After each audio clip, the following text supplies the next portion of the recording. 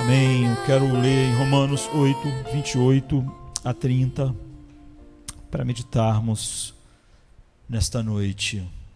A palavra de Deus diz assim: sabemos que Deus age em todas as coisas para o bem daqueles que o amam, dos que foram chamados de acordo com o seu propósito. Pois aquele que de antemão conheceu também os predestinou para serem conformes à imagem do seu Filho, a fim de que ele seja o primogênito entre muitos irmãos. E aos que predestinou também chamou, e aos que chamou também justificou, e aos que justificou também glorificou. Há três coisas nesse texto que nós queremos ver hoje. A primeira é que tuas coisas ruins são boas. A segunda, tuas coisas boas nunca podem ser perdidas. E a terceira é que as melhores coisas ainda estão por vir. Então, eu quero olhar para um texto tão conhecido e olhar esses três aspectos. Mas antes disso, hoje alguém me perguntou se esse momento que nós estamos vivendo de crise, de pandemia, né, do Covid-19, o que de bom isso traz, não é? Já que nós acabamos de ler o texto que nós vamos falar sobre todas as coisas que cooperam para o bem. Há tantas coisas, não é? Mas eu queria pontuar que sob o medo do Covid-19, sobre o medo do que está acontecendo, rasteja o medo generalizado da morte, que escraviza grande parte do mundo que nós vivemos. E muitas vezes, sutilmente, toca o coração de pessoas que conhecem o Evangelho, mas não devia acontecer assim. Hebreus 12:15 diz assim: portanto, visto que os filhos são pessoas de carne e sangue, ele também participou dessa condição humana para que, por sua morte, derrotasse aquele que tem o poder da morte, isto é, o diabo, e libertasse aqueles que durante toda a vida estiveram escravizados pelo medo da morte. Então, quando a pessoa me perguntou hoje o que de bom eu poderia ver em algo terrível como esse momento que a gente vive, eu lembrei de um comentário de C.S. Lewis sobre a guerra, que é totalmente relevante no momento de pandemia como o que nós estamos vivendo. E C.S. Lewis disse assim: o que a guerra, e a gente podia colocar junto com C.S. Lewis nessa obra dele, que é Aprendendo em Tempo de Guerra. Então, o que nós podemos aprender em tempos de coronavírus? Ele disse: o que a guerra, e eu colocaria, o que o coronavírus faz com a morte? Ele diz: certamente não a torna mais frequente. 100% de nós morrem e a porcentagem não pode ser aumentada. O que se faz é o seguinte: o que a guerra faz com a morte? A guerra não aumenta as mortes. Não é? Por quê? Porque 100% das pessoas vão morrer. A guerra não tem como aumentar o percentual de morte na Terra. Não é? Porque 100% de pessoas morrem. E quando tem guerra, 100% de pessoas morrem. E se não tiver guerra, 100% daquela geração vai morrer também. Então ele pergunta: o que a guerra, e nós podemos colocar o coronavírus, faz com a morte? Certamente não torna a morte mais frequente, porque 100% de nós é a porcentagem dos que morrem, e ela não pode ser aumentada, nem pela guerra, nem pelo coronavírus. Pode causar várias mortes mais cedo, mas dificilmente suponho que é isso que nós tememos. No entanto, a guerra faz algo até com a morte. Ele vai dizer algo importante aqui: nos obriga a lembrar dela. A guerra torna a morte real para nós, e o coronavírus também. E isso teria sido considerado uma de suas bênçãos, C.S. Lewis diz, pela maioria dos grandes cristãos do passado. Ou seja, a única coisa que o coronavírus faz e que a guerra fazia, porque o que perguntaram a C.S. Lewis era sobre a guerra, e é a mesma coisa, nem a guerra, nem o coronavírus aumenta o percentual de pessoas mortas a cada geração, porque todas as pessoas em toda geração morrem. A única coisa que as pessoas podem dizer é que a guerra, ou o coronavírus, ou qualquer outra coisa assim, pode fazer as pessoas morrerem antes, mas não é disso que as pessoas têm medo, não é? Elas têm medo da morte. Então, a realidade da morte não mudou. A realidade da morte não muda em tempos de guerra, e a realidade da morte não muda em épocas de coronavírus. Hoje, uma pessoa que eu amo muito, muito, partiu. E era uma pessoa jovem. Uma irmã querida. O que mudou nas últimas semanas, pelo menos para alguns de nós, para a nossa sociedade, é que agora nós estamos considerando conscientemente que o inevitável vai acontecer com cada um de nós. Todos nós vamos morrer. E a maior parte da população no planeta Terra finge que isso não vai acontecer. E o que o C.S. Lewis está dizendo é que em épocas de guerra ou épocas de pandemia, as pessoas não podem fingir. E é isso que desespera as pessoas. E se nós estivermos dispostos a ouvir e receber de Deus o que o coronavírus nos ensina, o que guerra nos ensina, como no tempo de C.S. Lewis, já que a pergunta a ele foi feita por causa da guerra, é que o que Deus está dizendo através do Covid-19, né, um vírus que em muitas pessoas se torna mortal, pode se tornar uma misericórdia estranha e amarga. Enquanto os cristãos, como advogados da vida, levam a pandemia a sério, e todos nós levamos, nos educamos adequadamente, nos submetemos àquilo que o governo e os especialistas dizem para nós, e tomam as devidas precauções que devemos tomar. O Covid-19 serve como um aviso para todos nós, além de um lembrete e comissão para todos aqueles que amam e seguem a Cristo, não é? Aqueles que foram libertados do medo da morte, correm os riscos que muitos no mundo se recusam a assumir. Muitas das vezes, agora, na África, em muitos lugares, só para proclamar o nome de Cristo.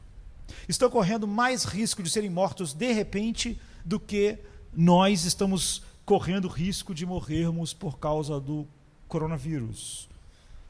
Então, por quê? Porque eles têm coragem de colocar suas vidas sob risco, e porque essa é a história dos cristãos na história e mesmo na nossa época. A razão é que nós que estamos em Cristo sabemos que nós não devemos temer nada que pode destruir nosso corpo. A maior parte do mundo pode ser surda ao aviso de uma pandemia global. É Deus com o seu megafone dizendo: vocês são mortais. E o que as pessoas temem não é exatamente o coronavírus, mas o que está por trás dele.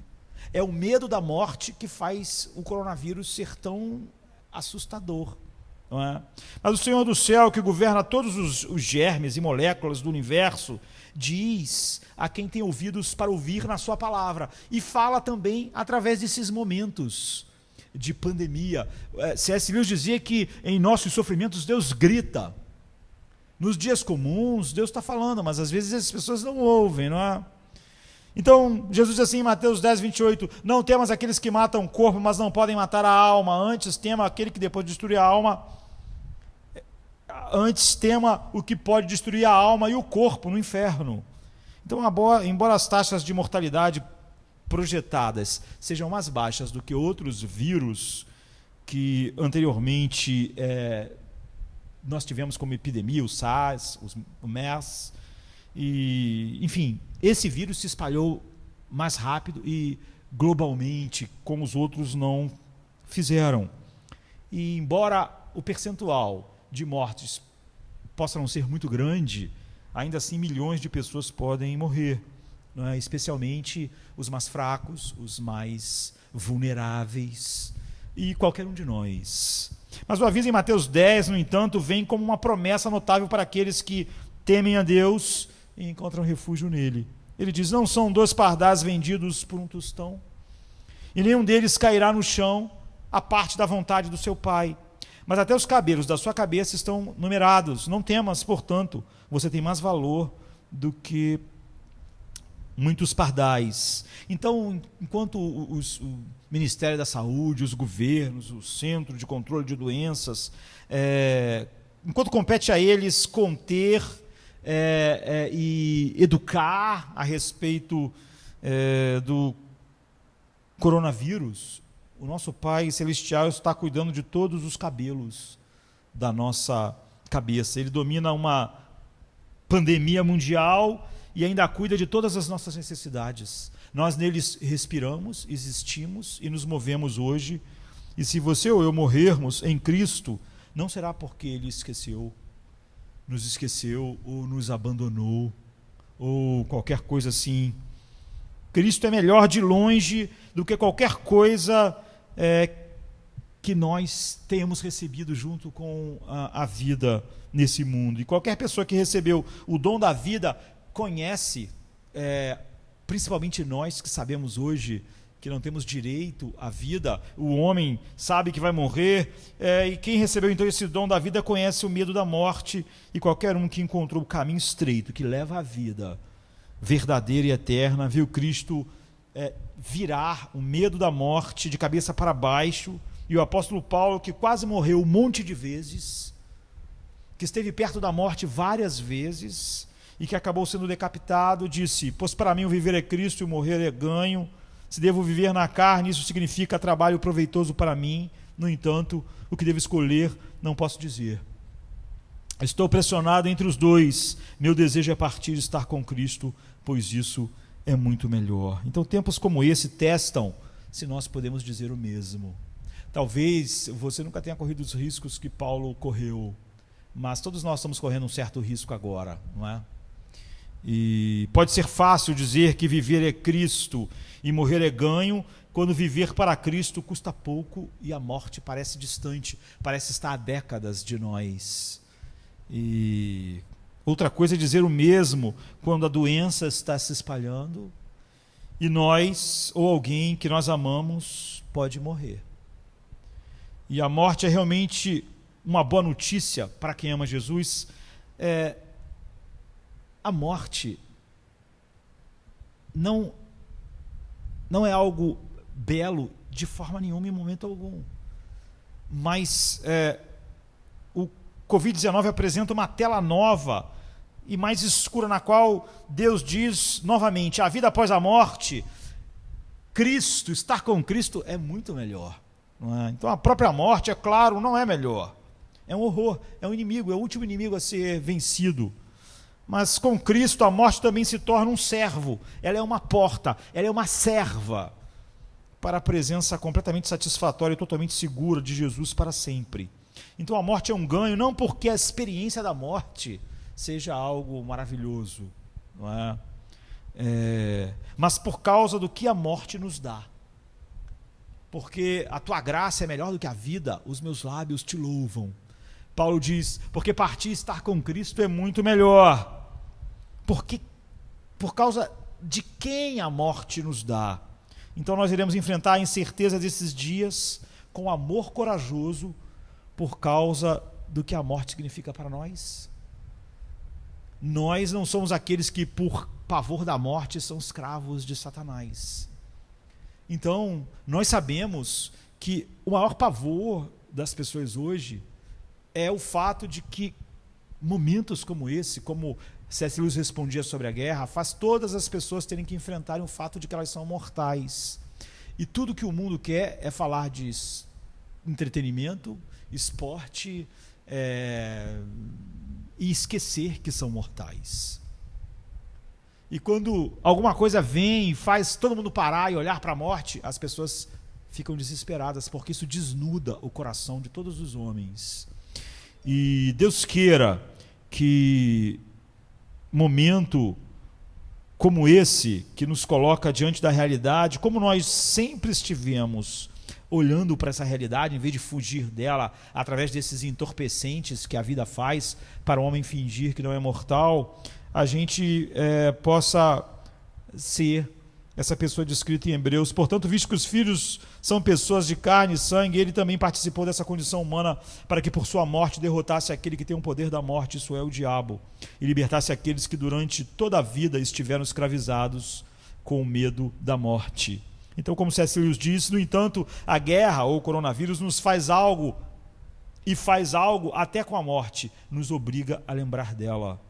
A guerra torna a morte real para nós, e isso teria sido considerado uma de suas bênçãos pela maioria dos cristãos no passado.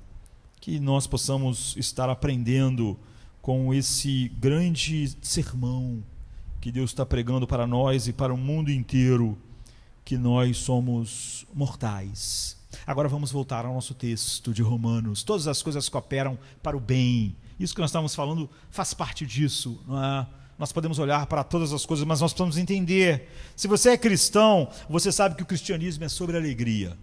Você provavelmente deve saber que deveria e deve experimentar esta alegria em qualquer circunstância. A Bíblia ensina claramente que existe alegria que deve nos fazer felizes, independentemente de qualquer circunstância da vida. Há uma alegria que o problema mais profundo não pode tocar. E se adequadamente nutrida e alimentada, pode superar qualquer aflição da vida. Mas os meios de graça operam em nós para nós nutrirmos nosso coração e mente com aquilo que Deus providenciou para nós. Então, quando Jesus ora ao Pai, em João 17:3, ele ora por nós, os eleitos, não é? Se nós estamos entre os eleitos do Pai, ele diz: oro para que eles possam ter toda a minha alegria. Ou em outra versão, agora vou para ti. Jesus ia morrer.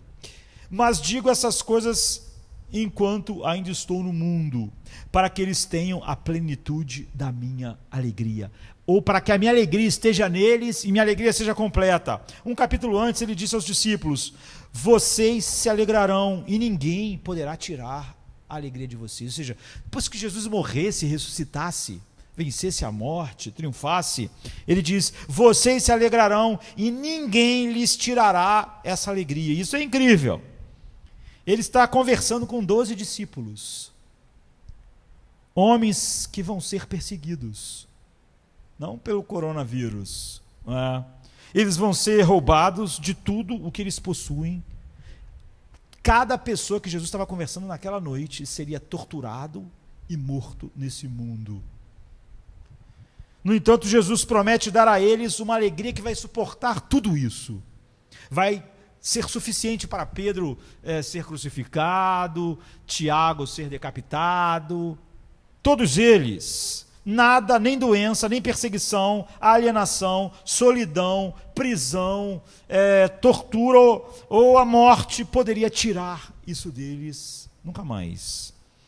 E eu gosto e costumo lutar e meditar sobre esse conceito maravilhoso. Eu tenho sempre que me perguntar, por que essas coisas me afetam? Cada vez na vida que alguma coisa me afeta, a primeira pergunta que eu faço para mim mesmo é: por que essa coisa me afeta assim?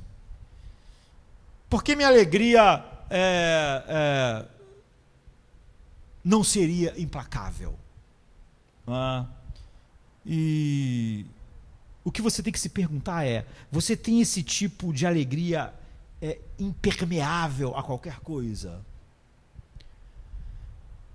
E nós precisamos entender a natureza dessa alegria. E Romanos 8 trata de viver em um mundo de sofrimento marcado por fragilidade. Nós não estamos experimentando nem um pouco da apreensão, a pressão e o horror que os cristãos que receberam a carta de Romanos estavam. A possibilidade de morrer das maneiras mais horríveis. Paulo fala sobre problemas, perseguição, nudez e pobreza, e como os cristãos deviam viver em um mundo em que essa era a realidade que estava sobre eles. Então, em Romanos 8, 28 a 30, ele oferece 3 princípios para eles encontrarem alegria no meio desses sofrimentos. E Paulo nos diz que se seguirmos a Cristo, como eu disse lá no início, nossas coisas ruins serão boas. Nossas coisas boas não poderão ser perdidas. Em terceiro lugar, nossas melhores coisas ainda estão por vir.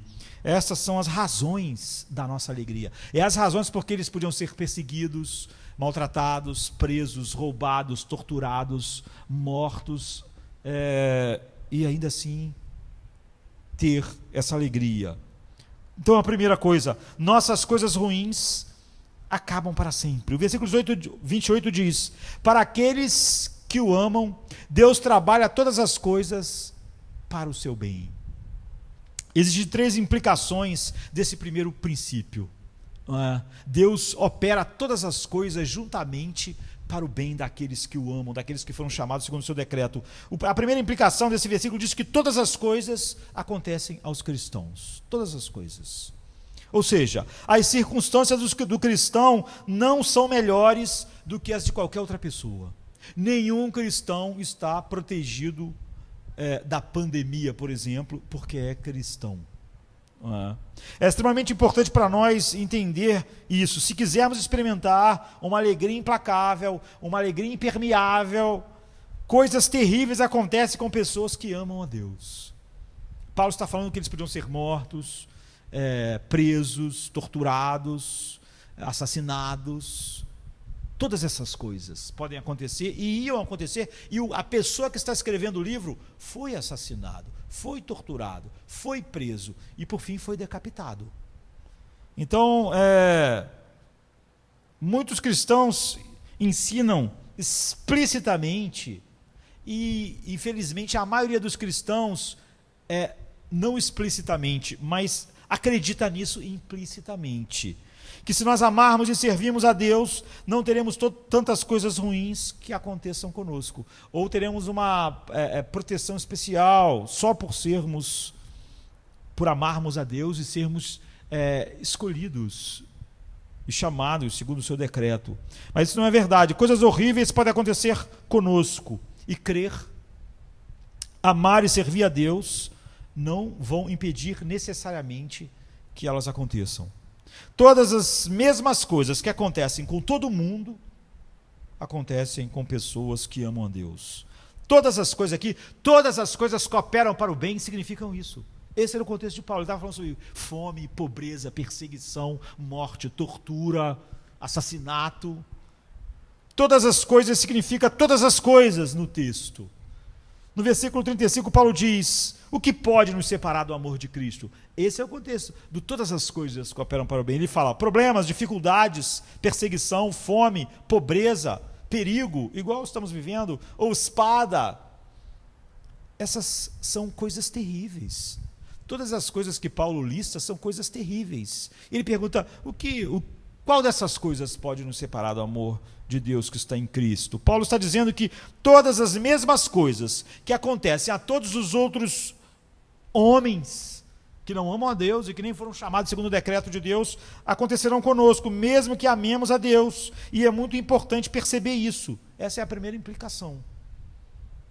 O fato de amarmos a Deus não quer dizer que nenhuma dessas coisas não acontecerão conosco. Paulo diz para aquelas pessoas que isso poderia acontecer com eles, e que se acontecesse, cooperaria para o bem deles, e o próprio apóstolo Paulo sofreu todas essas coisas, inclusive o assassinato.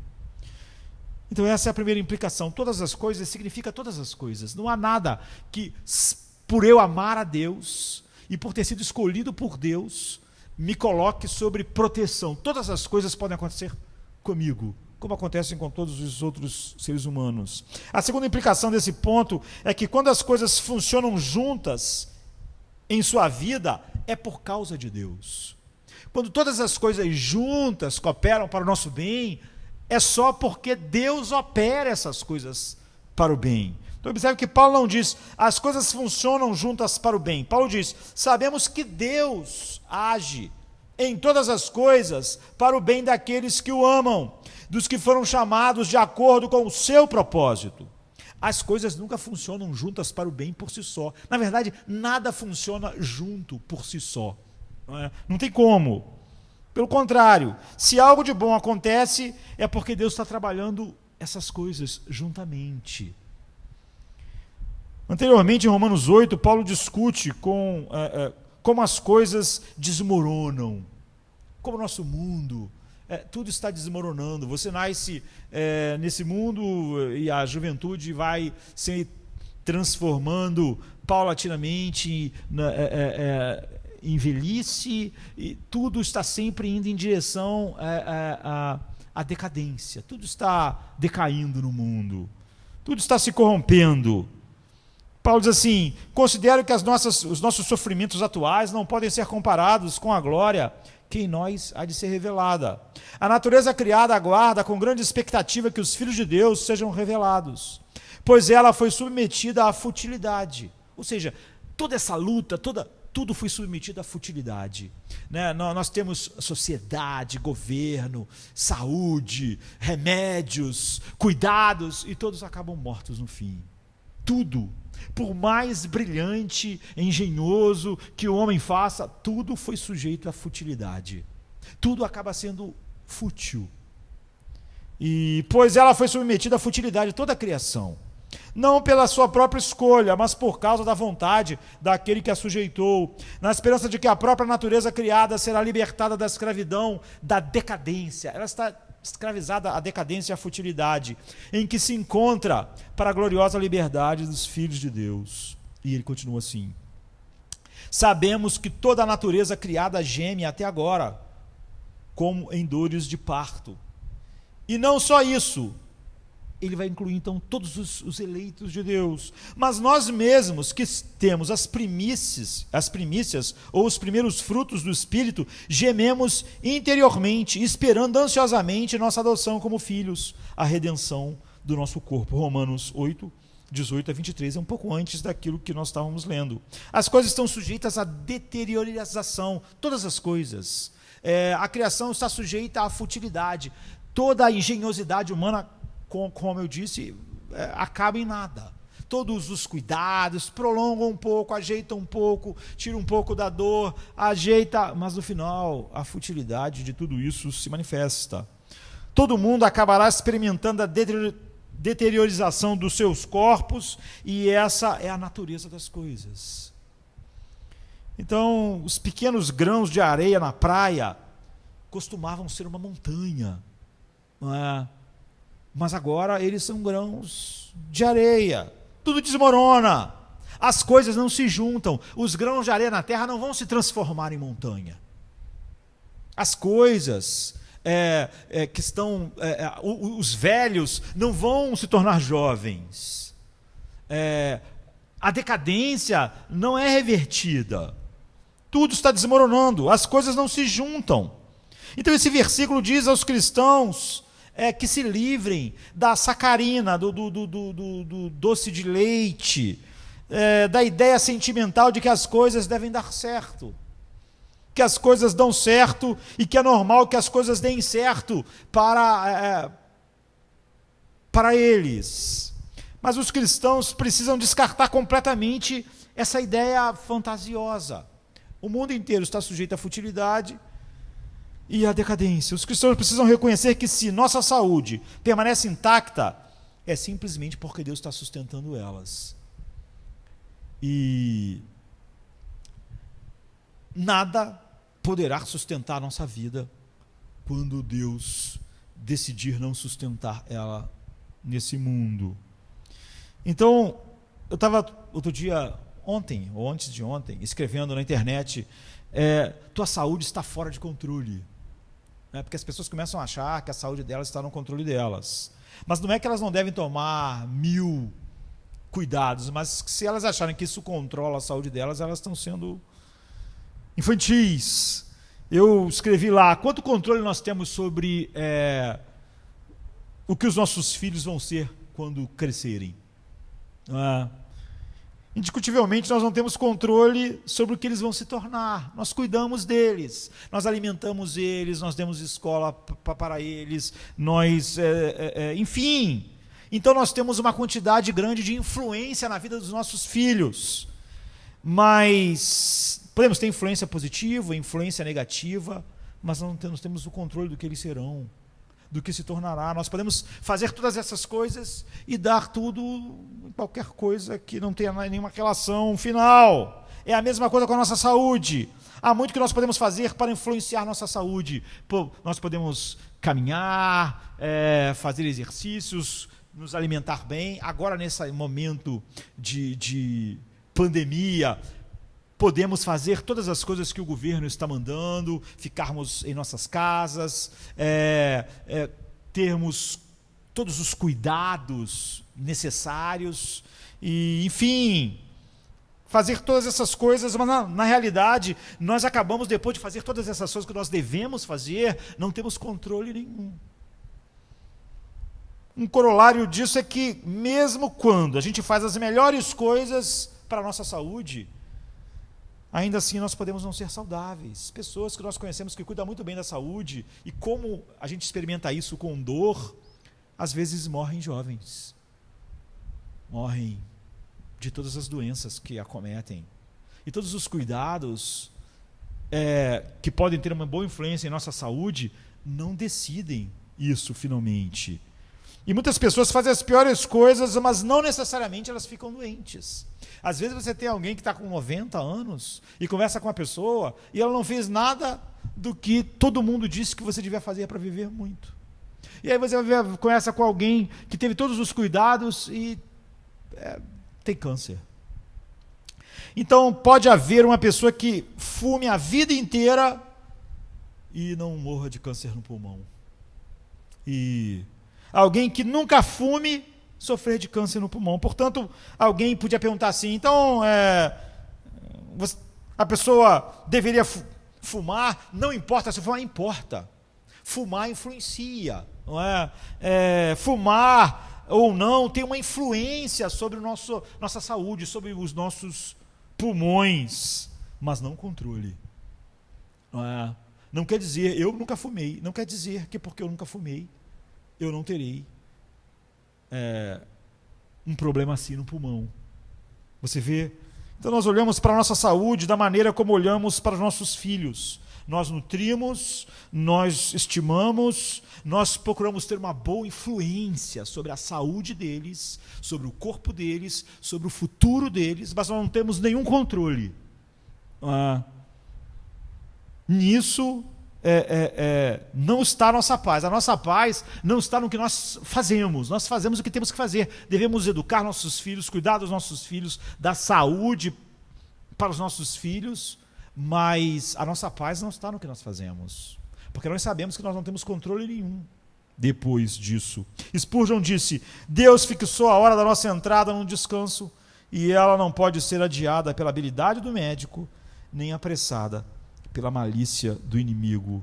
Então o Filho de Deus faz o que tem que fazer. Em momentos iguais a esse, faz o que tem que fazer. Por exemplo, no momento de pandemia.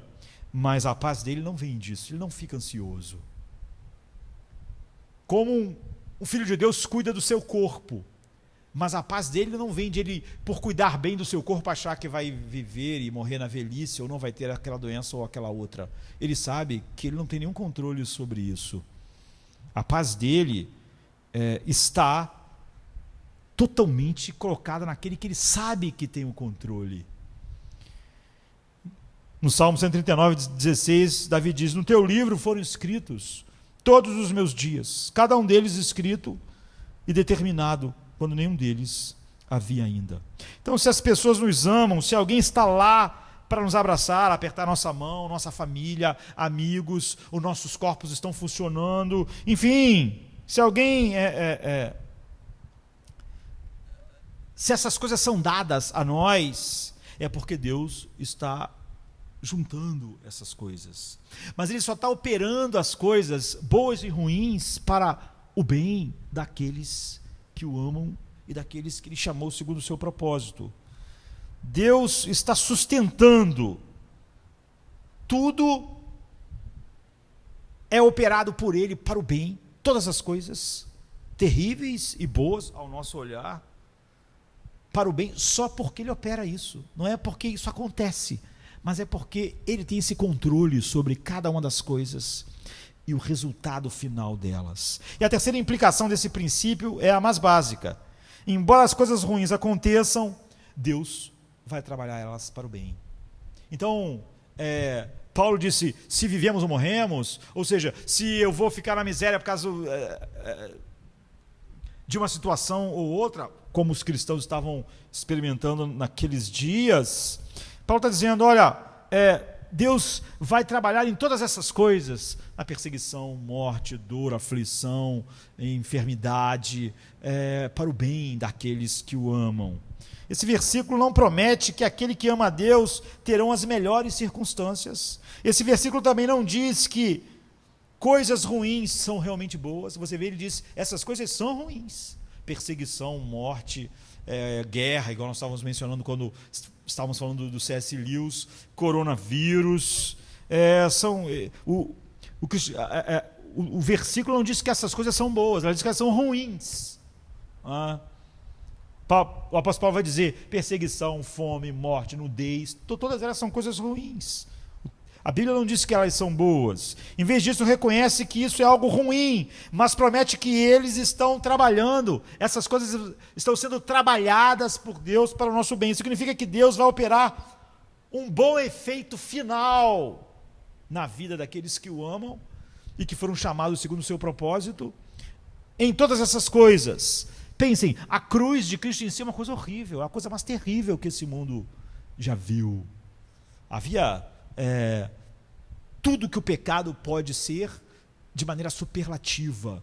E em Jesus toda aflição, dor e aflição física, mas infinitamente mais toda a aflição e horror da ira infinita de Deus. Isso é ruim, não é nada de bom. Mas você vê, Deus operou todas aquelas coisas terríveis para o bem.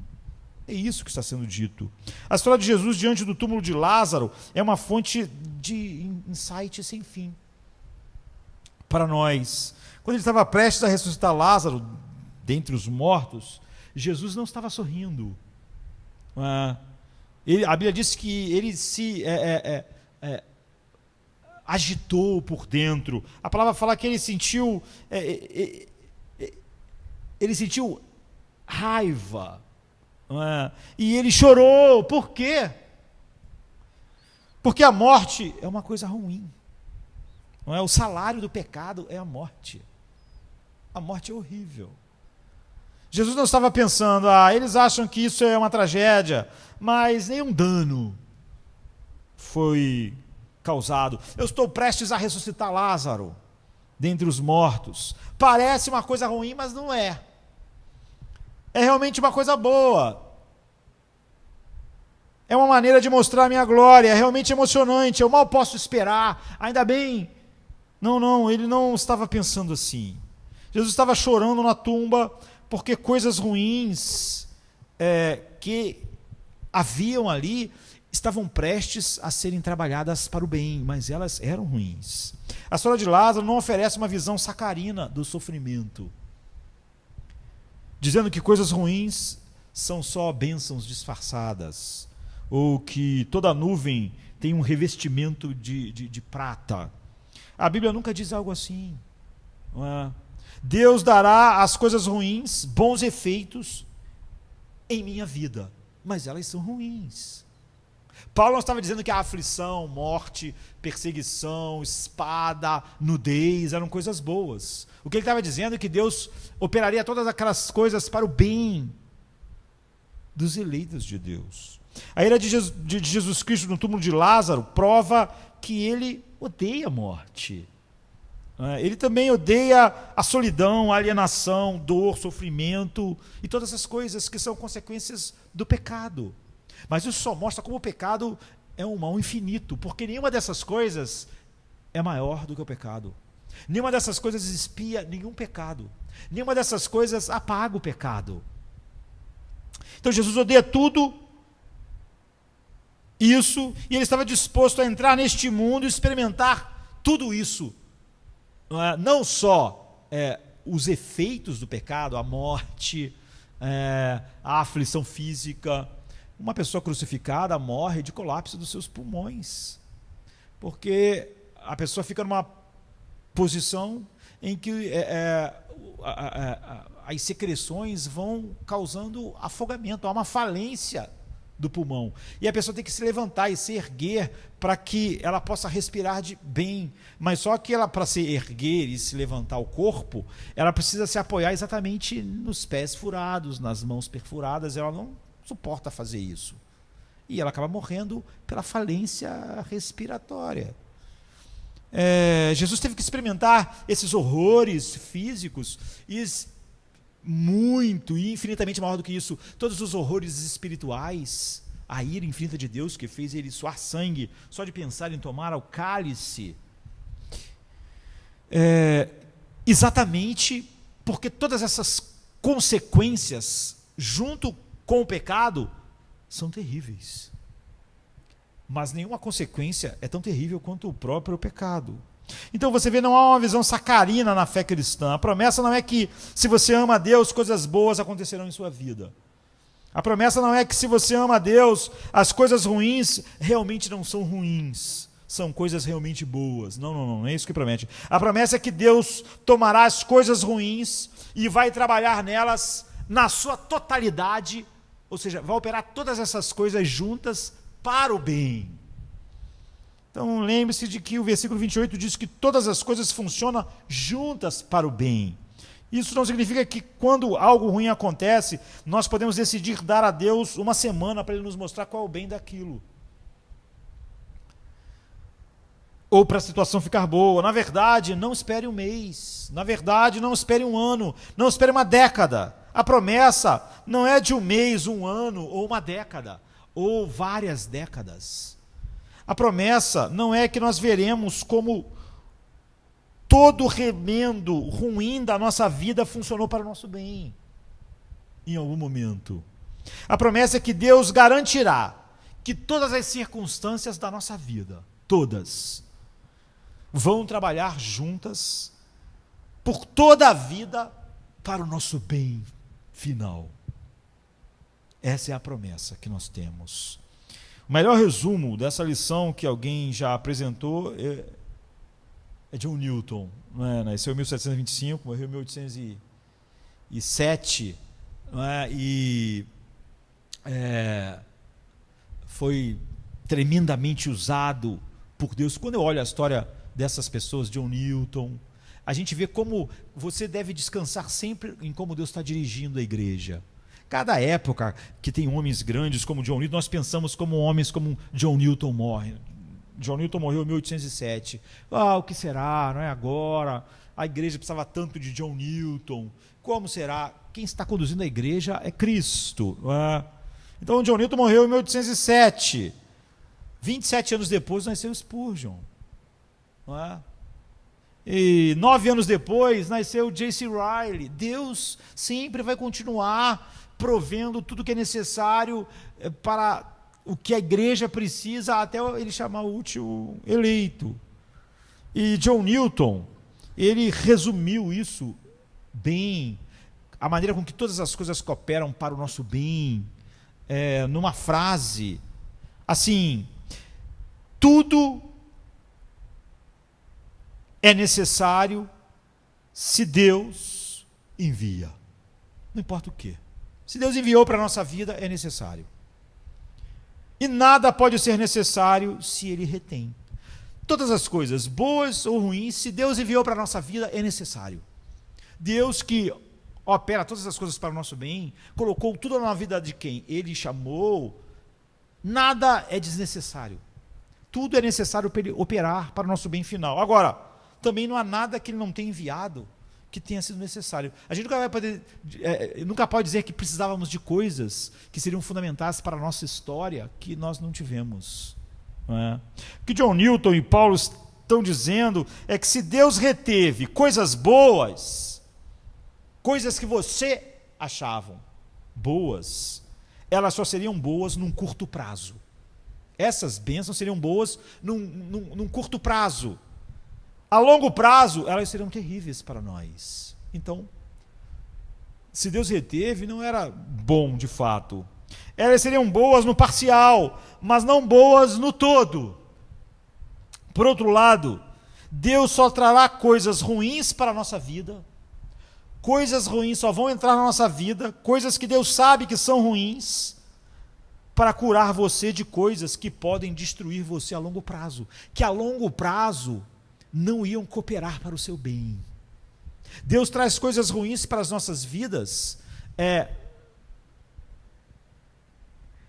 coisas que Ele sabe que são ruins, para nos curar de coisas que a longo prazo seriam terríveis para nós. Assim Ele está operando tudo para o nosso bem. A premissa é que as coisas que realmente machucam, que realmente nos fazem mal, tolice, orgulho, egoísmo, dureza de coração, e a crença de que você pode confiar na tua saúde, no dinheiro e não em Deus, são as únicas coisas que podem realmente te machucar a longo prazo. São as únicas coisas que não cooperariam para o seu bem. No curto prazo, o egoísmo, o engano, confiar no dinheiro, parecem ótimos, mas a longo prazo eles te destruirão. O teu orgulho, a tua falta de confiança em Deus, a tua ansiedade, o teu medo. Sua alegria será impenetrável se você se apegar a esses 3 princípios. Coisas ruins vão acontecer com você. Não devemos ficar chocados ou surpresos quando coisas ruins acontecem. Uma das principais razões pelas quais muitos cristãos são continuamente derrubados pelo sofrimento é simplesmente porque coisas ruins lhe acontecem. Metade do desânimo é porque eles achavam que coisas ruins não podiam acontecer com eles, ou não deviam, porque eles são filhos de Deus. Então metade do desânimo, ou mais da metade, é a surpresa, é o choque que coisas ruins aconteçam. Você consegue ver essa distinção? 50% ou mais da razão pela qual ficamos desanimados, chocados, é porque nós ficamos chocados, ficamos espantados. Nós achávamos que isso não podia acontecer, dizemos, não é assim que devia ser, isso não podia acontecer, isso não podia ter acontecido. Nós podemos dizer que a vida deveria ser melhor, mas não é essa a promessa que nós temos. Ou nós dizemos que amamos a Deus, portanto, certamente nós teremos boas circunstâncias, mas essa também não é a promessa do texto bíblico para nós.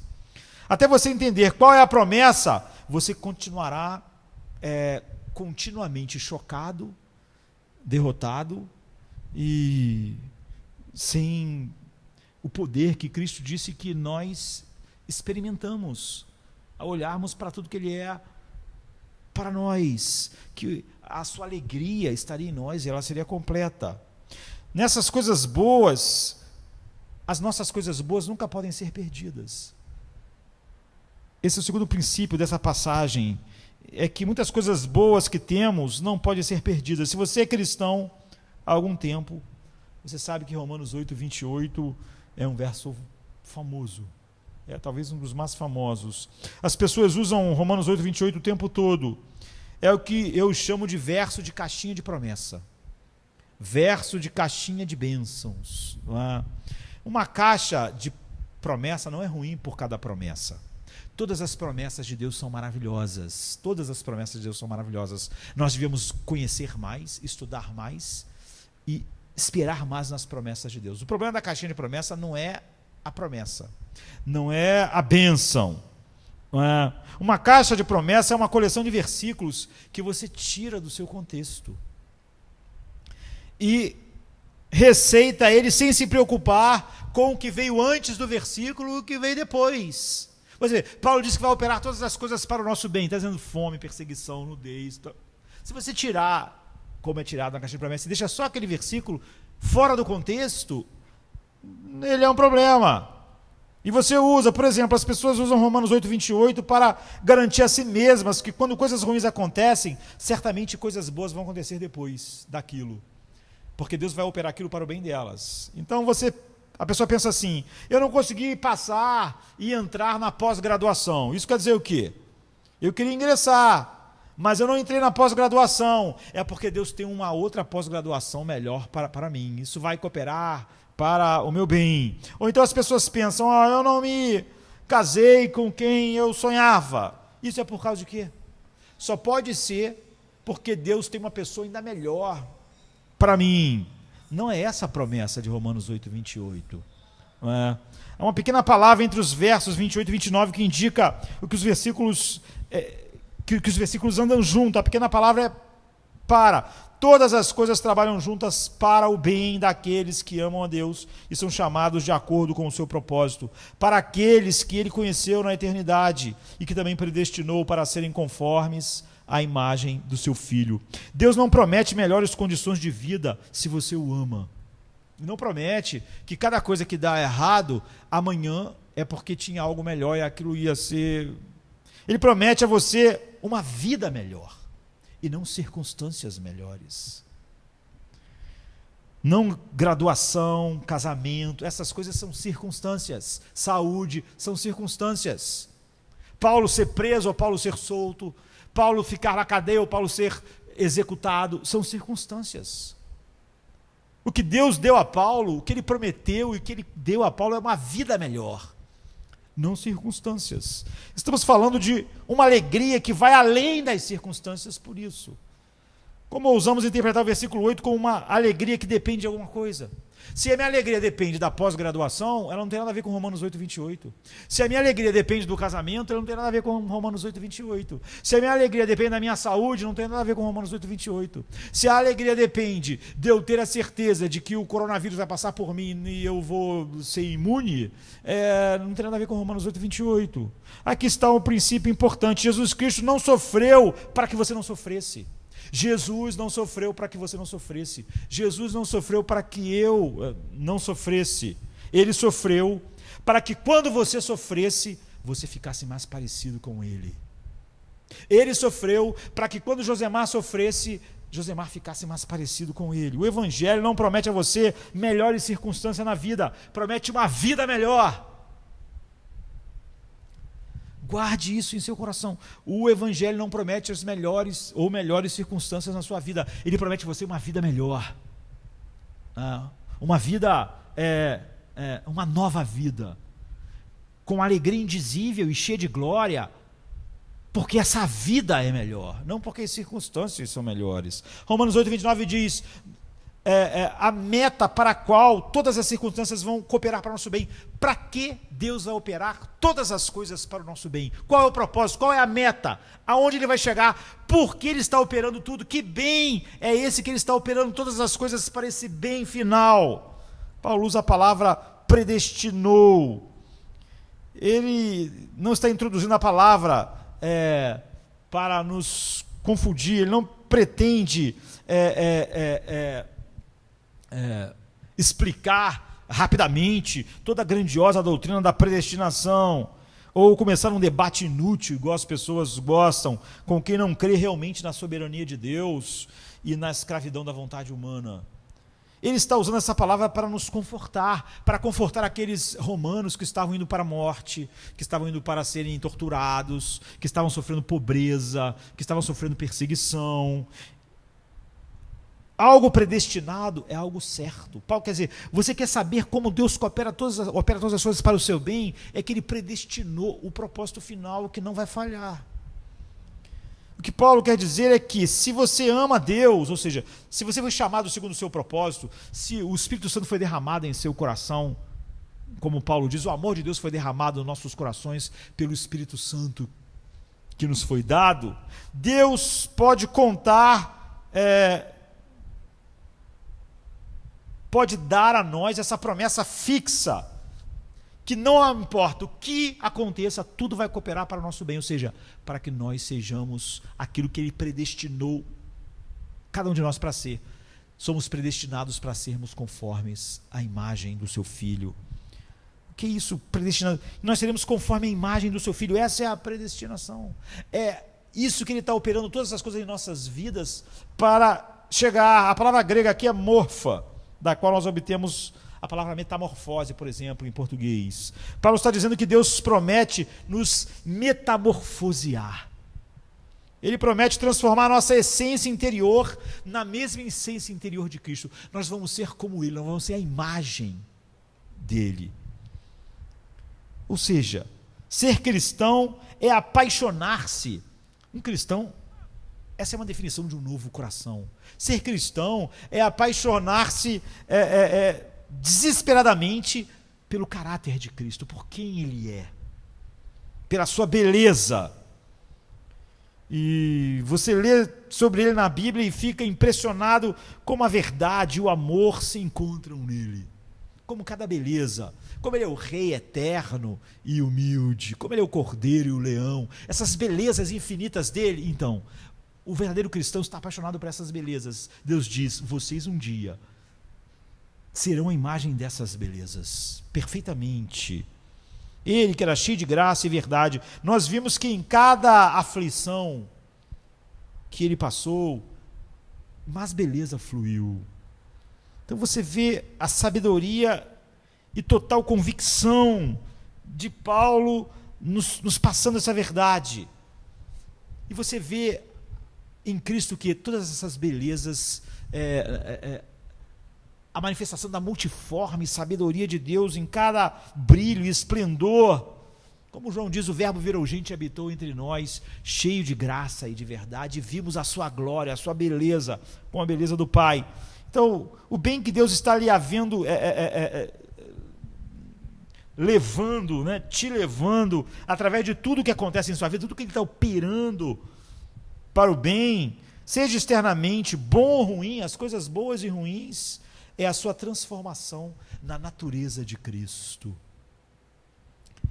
Se você ama Deus, ou seja, se o Espírito Santo, se o amor de Deus foi derramado em nossos corações pelo Espírito Santo que foi dado, então todo mundo que foi regenerado, tudo que acontece em sua vida irá moldá-lo, esculpir, polir e moldar a imagem de Jesus, do Filho de Deus em você, dia após dia. Ele está fazendo você amar a Ele como o Filho ama, ver a beleza dele como o Filho vê, ver a beleza de Cristo como Ele vê. Ele lhe dará a incrível coragem de Cristo para glorificar o Pai. Em todas as situações, Deus está trabalhando tudo o que acontece na sua vida em direção a esse objetivo magnífico. Mas esse objetivo é predestinado por Ele. Não há como falhar.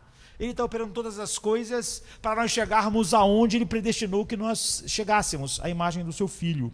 Uma das coisas mais surpreendentes em Romanos 8,30 é esta: e aquele que Ele predestinou, Ele também chamou, e aquele que Ele chamou, Ele também justificou, e aquele que Ele justificou, Ele também glorificou.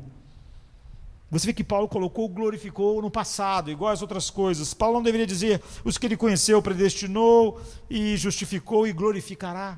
Não, então... Mas como o apóstolo Paulo tem certeza de que você está comprometido no decreto de Deus, se você é alguém que foi chamado por Ele, escolhido por Ele, então que Deus te tornará tão bonito quanto Jesus e lhe dará todas as coisas incríveis. Ele escreve da glorificação como um fato consumado, que realmente tudo cooperou para o bem. Você vê, tudo cooperou para no fim nós sermos a imagem de Cristo. Glorificação. Ele fala sobre isso no passado porque é tão verdadeiro, porque Deus predestinou e porque Deus está operando todas as coisas para esse bem final. Em Paulo, ele operou todas as alegrias e todas as tristezas, seus espancamentos, suas prisões, sua morte. E esse é o decreto de Deus. Isso é o que já aconteceu na mente de Deus na eternidade. E o que acontece na mente de Deus é final. Tudo que acontece no tempo é só o que antes aconteceu e foi decretado na mente de Deus. Se Jesus morreu na mente do Pai, no decreto do Pai, na mente do Pai, então Ele é o Cordeiro que foi morto antes da fundação do mundo. Não há nada na história que possa acontecer que não seja o que Deus decretou. Então Deus nunca olha para o futuro para fazer algo, porque o futuro é o que Deus decretou, e o presente também. Deus não vai deixar nada na vida ficar entre você e esse objetivo, ser a imagem de Cristo. Então Paulo diz, tudo vai cooperar para esse bem, para o nosso bem. Nem a morte, nem a dor, nem a aflição, nem nenhuma dessas coisas. tudo isso vai ser operado para sermos mais como Cristo. É o que John Newton falou. Tudo é necessário se Ele, Deus, envia. Alegrias e tristezas, vida ou morte. Nada pode ser necessário se Ele retém. Em Romanos 8, 29, Paulo chama Cristo de o primogênito entre muitos irmãos. Isso significa que somos todos filhos de Deus. Ou como João diz, agora nós somos filhos de Deus. Isso é maravilhoso. Todos somos adotados na família. Quando Paulo faz alusão à adoção, ele está falando sobre uma prática que era comum nos dias dele, que é diferente da adoção em nossos dias. No mundo romano, a maioria das pessoas, no mundo antigo, mas aqui é no mundo romano onde Paulo está escrevendo, né? No mundo romano, a maioria das pessoas que foram adotadas eram adultas. Era essa coisa comum da nossa geração de adotar crianças, era totalmente incomum. Quando um homem rico não tinha herdeiro e não queria que seus bens fossem destruídos quando morresse e o seu nome perdido, ele adotava um homem adulto, geralmente alguém que trabalhava para ele há muitos anos, que ele confiava. E ao adotar esse homem macho, adulto, ele tornava ele o seu filho, o seu herdeiro, para que seu nome, seu legado e sua história continuasse. Então essas adoções, por exemplo, nunca eram de mulheres, por exemplo, porque as mulheres não poderiam levar o nome. Você vê que quando Abraão percebeu que não poderia ter filho, ele falou para Deus: olha, eu terei que adotar o Eliezer, que era o quê? Um jovem já, um adulto, que viveu a vida inteira lá servindo a Abraão. Ele dizia, através dele, ele vai levar o meu nome, vai levar a minha história. Então, no momento em que o procedimento legal ocorria, da adoção, assim, porque alguém que tinha bens, poder e não tinha filhos, homens para continuar, o relacionamento entre eles era totalmente alterado. Aquela pessoa trabalhou para o outro e era uma pessoa de confiança do outro a vida inteira, mas no momento da adoção passava de uma relação formal para algo totalmente íntimo, de temporário e condicional como um servo para algo permanente e incondicional. Todas as dívidas daquela pessoa eram pagas pelo aquele que adotou ela e eram extintas. E de repente ele ficava rico. Era o que Abraão ia fazer com Eliezer, porque achava que não poderia ter um filho para dar o seu nome. Então, estar completamente em conformidade com a semelhança de Deus é algo que esperamos no futuro, embora a transformação esteja acontecendo agora, gradualmente. Ser adotado entre muitos irmãos é algo que nós já temos agora. No minuto em que você foi chamado eficazmente por Deus, você tem essa intimidade de relacionamento e se tornou herdeiro. Você tem um relacionamento incondicional, você se torna rico, porque tudo que Jesus Cristo realizou é transferido para você. Tudo que ele comprou, todas as bênçãos espirituais, todas as coisas, ele é o herdeiro de todas as coisas e nós somos co-herdeiros com ele. Você se tornou lindo espiritualmente, rico espiritualmente, justo aos olhos do Pai. Algumas pessoas,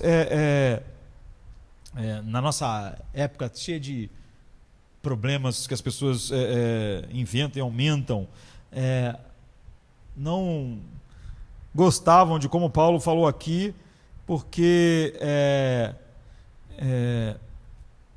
diziam que Paulo devia ter colocado homem e mulher, e não só num sentido masculino, como está no texto original.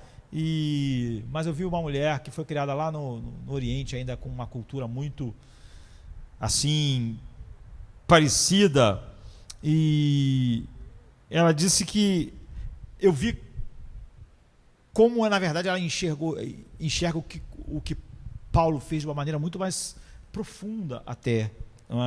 Havia apenas um filho na família dela, e na cultura dela, lá no Oriente, ela disse, o que a gente aprende é que ele é o filho, ele é seu herdeiro, e nós éramos apenas uma garota. É assim que as coisas são. Ele ia herdar tudo, ia controlar tudo.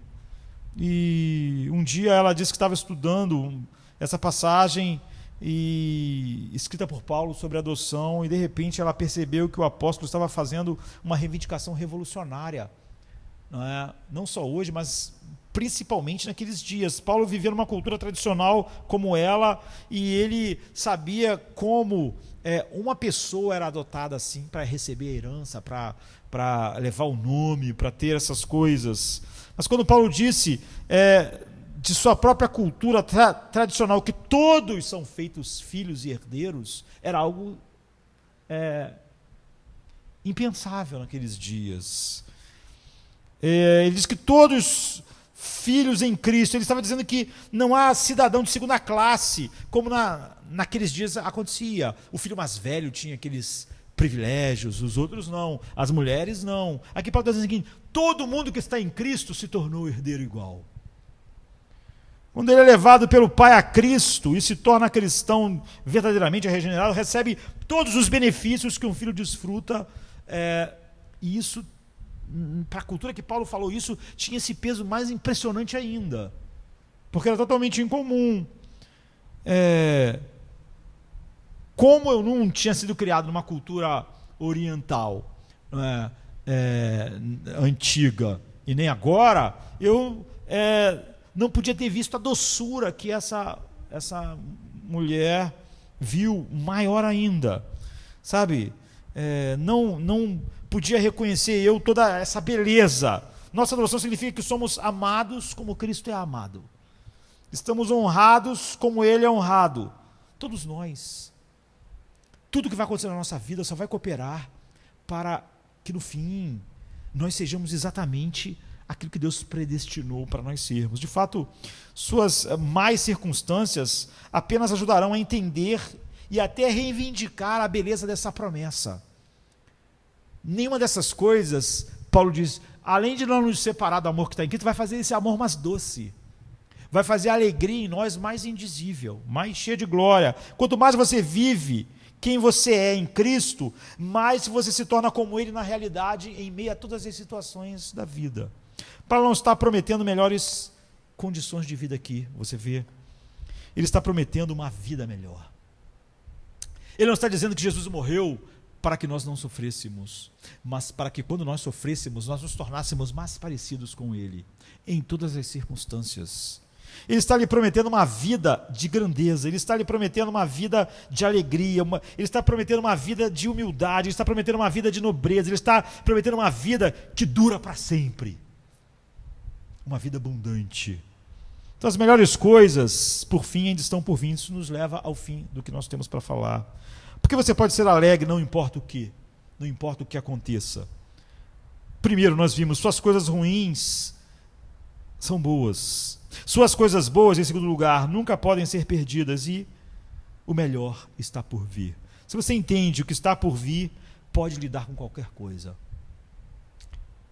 O que me surpreende é que até Ivan Karamazov, o personagem ateu dos irmãos Karamazov, de Dostoiévski, que é um dos maiores escritores de todos os tempos, aclamado por todos, e considerado também um dos maiores psicólogos, não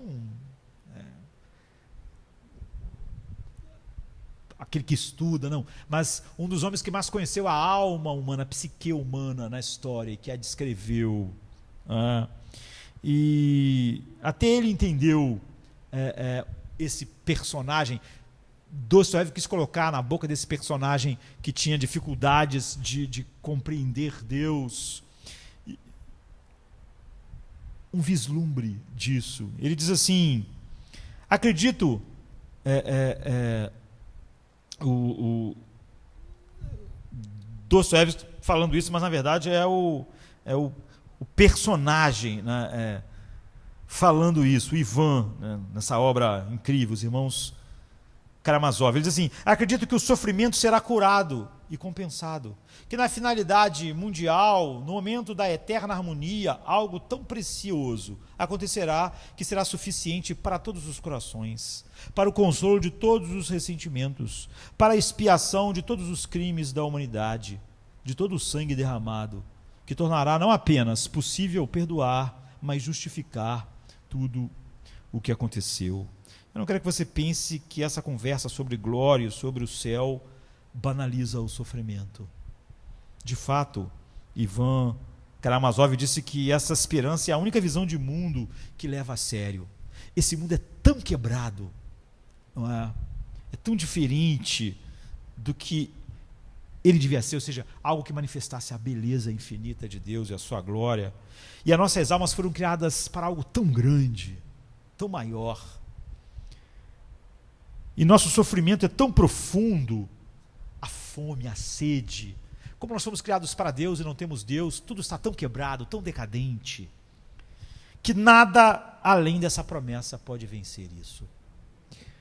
A glória não trivializa o quebrantamento e a dor do ser humano.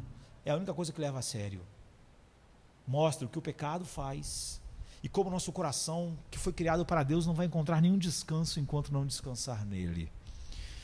O que mais poderia lidar com as mágoas, tristezas, perdas e sofrimentos dos nossos corações do que a promessa de que nós estamos sendo transformados na mesma imagem de Cristo? Mas nada. Sua alma é grande demais para qualquer outra coisa. Nós fomos criados para sermos isso. E não ser isso será um inferno. Então você não conhece algo grandioso como você vê. O quebrantamento é tão grande que a única coisa que cura o quebrantamento do mundo, a dor, é sermos transformados na imagem de Cristo. Sabemos que Deus age em todas as coisas para o bem daqueles que o amam, dos que foram chamados de acordo com o seu propósito, pois aqueles que de antemão conheceu também os predestinou para serem conformes à imagem do seu Filho, a fim de que ele seja o primogênito entre muitos irmãos.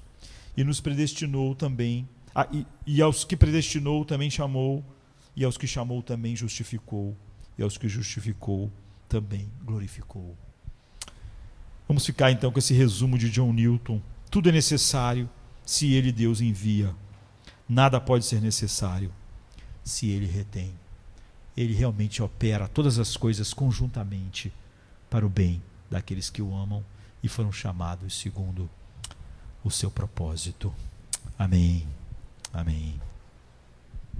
Come to me, you